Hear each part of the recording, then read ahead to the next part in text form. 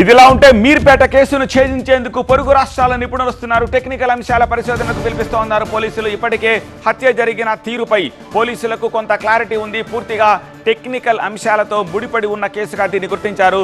అందువల్ల పొరుగు రాష్ట్రాల ఎక్స్పర్ట్స్ సాయంతో దీన్ని ఛేదించేందుకు ప్రయత్నిస్తున్నారు.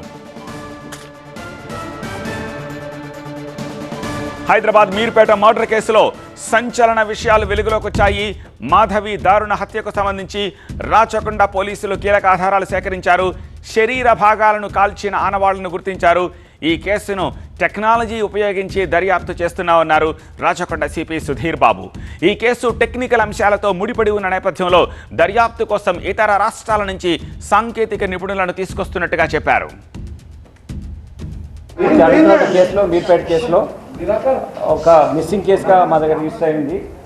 దీన్ని ఇన్వెస్టిగేట్ చేస్తున్నాం. మేము క్లూస్ పరంగా టెక్నికల్ ఎక్స్పర్ట్స్ని పిలుస్తున్నాం.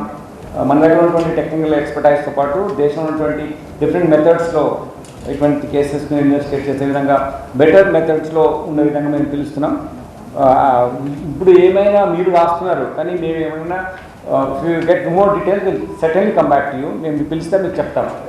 మా నుంచి ఇంతకన్నా ఈ టైంలో నేను ఎక్కువ మాట్లాడాను. నేను ఇన్వెస్టిగేట్ చేస్తున్నాను ఈ కేసుని. మేము చాలా టీమ్స్ ఫామ్ చేశాం. మేము ఎక్స్పర్ట్స్ని కూడా పిలుస్తున్నాం. బయట దగ్గర నుంచి మన రాష్ట్రంలో వాళ్ళని పిలిచి దీని మీద ఇన్వెస్టిగేట్ చేస్తున్నాం.